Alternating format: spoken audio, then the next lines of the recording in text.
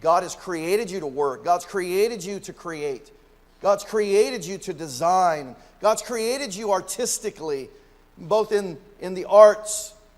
One would say they're all the arts, but the music as well as the canvassed arts. All of these creative things, God is indeed glorified whenever we express ourselves in these ways. He's glorified by the things we create and the inventions we design, but never at the expense of forgetting who God is. God is the one who made all these things. So you think about the creative innovativeness that you have, certainly fitting upon the nation here at this point. And they're looking at their temple, and God's saying, look, everything you see I made. And their argument would be, well, no, you didn't make that. Heck, we made that. We created that. And God would want to push back and say, oh no, you forgot. You're using all of the materials that I created. The materials that you used to create this, God made. The food that you grew, God made. The clothes that you are currently wearing, somebody somewhere sewed them together, but God Almighty made the materials.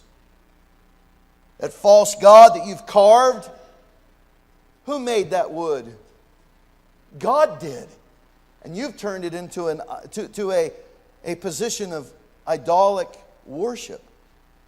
That water you're drinking, God made that. That air that you just breathed, God made that.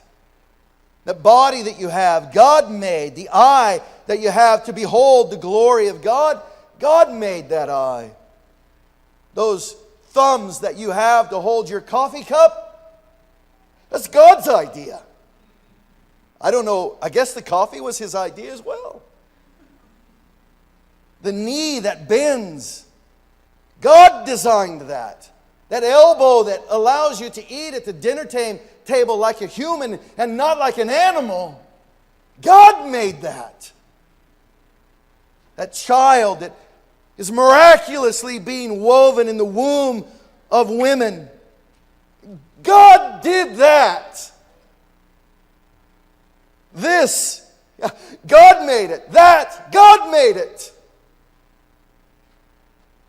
We must not think lightly of the charge that Isaiah is exposing to us here about what God is challenging the nation of Israel about, and think that somehow this doesn't apply to us. How easily we can forget God as well.